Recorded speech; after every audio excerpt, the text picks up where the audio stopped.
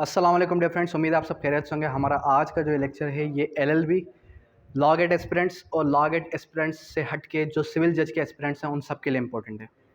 आज के इस लेक्चर के अंदर मैं आपको जो है एक कोर्स अनाउंस करने जा रहा हूँ जो कि हमारा एक क्रैश कोर्स है। ये क्रैश कोर्स किस चीज़ के हवाले से है? ये जो क्रैश कोर्स है ये है मेजर एक्ट्स के हवाले से। इस मेजर एक्ट्स क्रैश कोर्स के अंदर हम किस तरीके से पढ़ाएंगे।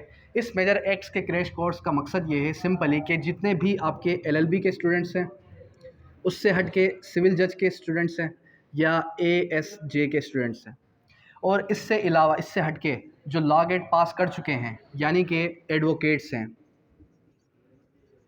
ठीक है, तो ये सारे के सारे स्टूडेंट्स इस कोर्स को ज्वाइन कर सकते हैं। लेकिन जो लॉ गेट के एस्पिरेंट्स हैं वो इस क्रैश कोर्स को ज्वाइन ना करें तो ज़्यादा बेहतर है, क्योंकि मैं इस कोर्स के अंदर जो हमारा स्टडी का पैटर्न होगा वो थोड़ा डिफरेंट होगा। एकेडमी का नंबर शेयर कर चुका हूँ 0311 और 8887, ये एकेडमी का नंबर है। अब इस क्रैश कोर्स की ड्यूरेशन कितनी है? इस क्रैश कोर्स की जो ड्यूरेशन है, ये जो क्रैश कोर्स है इसकी ड्यूरेशन कितनी है? इसकी है 3 to 4 मंथ्स। 3 to 4 मंथ्स के अंदर हम क्या करवाएंगे? 3 to 4 मंथ्स के अंदर ये करवाएंगे जैसे कि अच्छा, आप सब्जेक्ट्स का भी पूछ रहे थे कि सर मेजर एक्ट्स के अंदर कौन कौन से सब्जेक्ट्स हैं। एक आ जाता है हमारे पास क्यूएसओ, एक आ जाता है हमारे पास पाकिस्तान पेनल कोड पीपीसी, एक CPC code of civil procedure, और उसके बाद एक CrPC code of criminal procedure CrPC.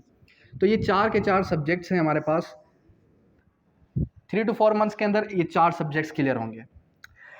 अच्छा, ये कोर्स वो स्टूडेंट्स ज्वाइन करें जो कि एटलीस्ट बैरेक्स को, जो कि एटलीस्ट इन बुक्स को, मेजर एक्ट्स को एक एक बार खुद से पढ़ चुके हैं।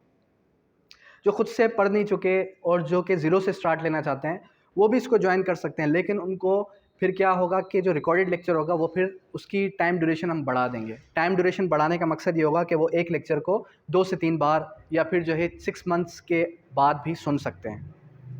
अब जब ये मेजर एक्ट्स पढ़ाने का पैटर्न क्या है? फॉर एग्जांपल वन डे के अंदर हम क्या करेंगे? क्यूएसओ स्टार्ट किया। क्यूएसओ स्टार्ट करने के बाद वन डे के अंदर हम कितना पढ़ाएंगे, कितना कवर करेंगे? आर्टिकल 1 से लेके आर्टिकल 17 तक, ठीक है। इसी तरीके से 1 वीक के अंदर नियर अबाउट कोई 50 to 60 आर्टिकल्स कवर हो गए।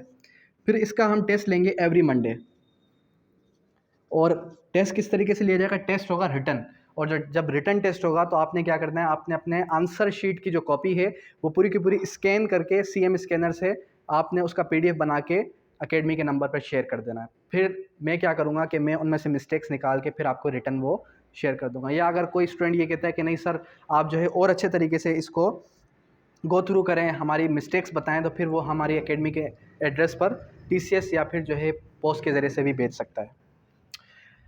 अब जब ये टेस्ट सीरीज़ हुआ, टेस्ट सीरीज़ होने के बाद एटलीस्ट आपको ये पता चल जाएगा कि जितने भी हमारे पास एलएलबी, सिविल जज, एएसजे, एडवोकेट्स और जितने भी लॉ के एस्पिरेंट्स हैं उनकी कितनी परसेंट तैयारी है। और पढ़ाने का पैटर्न क्या होगा? पढ़ाने का पैटर्न सिर्फ और सिर्फ बैरेक नहीं होगा बल्कि कमेंट्री। कमेंट्री किस तरीके से? कमेंट्री कुछ इस तरीके से कि जैसे कि हमने मिसाल के तौर पे एक आर्टिकल उठाया तो उस आर्टिकल को हमने अच्छे से गो थ्रू करना है, उसके क्रॉस रेफरेंसेस के साथ, उसके जितने भी इलस्ट्रेशंस हैं इलस्ट्रेशंस के साथ भी, और उसके जो भी इंग्रेडिएंट्स हैं उस आर्टिकल के, उस सेक्शन के, उनके साथ हम जो है अच्छे से गो थ्रू करेंगे। अब नोट्स बनते कहाँ से हैं? जो हमारी मेजर एक्ट की बुक है, जो हमारी कमेंट्री की बुक है, उसको ही अगर आप फॉलो करें तो वही आपके नोट्स हैं। मैं कभी भी ये नहीं कहूँगा कि मेरे नोट्स को फॉलो करें, किसी और के नोट्स को फॉलो करें, बल्कि जो आपकी कमेंट्री वाली बुक है, जैसे कि सीपीसी है, तो जो आपकी सीपीसी का सब्जेक्ट है अली है, जो आपका सीपीसी है आमिर रज़ा की, आमिर रज़ा जो कि फेमस राइटर हैं, जिन्होंने इसके नियर अबाउट को 11th या अभी 12th एडिशन भी आ चुका है। तो खैर इनकी डेथ हो चुकी है, लेकिन ये कि इनके जो बेटे हैं वो वही इसी को कंपाइलेशन कर रहे हैं। आमिर रज़ा की सीपीसी को अगर आप उठाएंगे तो उसके अंदर एक आर्टिकल, एक सेक्शन के अंदर आपको अच्छी खासी इंटरप्रिटेशन मिलेगी। उस अच्छी खासी इंटरप्रिटेशन का मतलब ये कि अगर आप उसको अच्छे से पढ़ेंगे तो एटलीस्ट आपको उस सेक्शन के बारे में बहुत ज़्यादा हाव नाव हो जाएगी। अब ये क्रैश कोर्स स्टार्ट करने का मकसद क्या है? ये क्रैश कोर्स स्टार्ट करने का मकसद सिंपल इतना है कि आपको हम बुक से पढ़ना सिखा दें। आपको एटलीस्ट इतना पता चल जाए कि लॉ को पढ़ते कैसे हैं। और अगर कोई स्टूडेंट 1 मंथ भी अगर ये कोर्स जॉइन करता है तो उसको लॉ खुद से पढ़ना आ जाएगा। अगर आप खुद से पढ़ने लग जाएंगे तो मैं नहीं समझता कि आपको मेरी या फिर किसी भी लॉ के टीचर की ज़रूरत है। अंडरस्टैंड? दूसरी बात ये कि अक्सर स्टूडेंट्स ये कहते हैं कि सर जो रिटन पेपर है, रिटन एग्जामिनेशन है, उसकी तैयारी कहाँ से करें? तो उसकी तैयारी जो होगी वो आपकी कमेंट्री वाली बुक से ही होगी। और कमेंट्री वाली बुक के अंदर जो लिखा है उसको खुद से उसको अपनी वर्डिंग के अंदर कन्वर्ट करके लिखने की कोशिश करें। अब यहाँ तक किसी भी किस्म की कोई भी क्वेरी है तो आप कर सकते हैं। Thank you, that's all.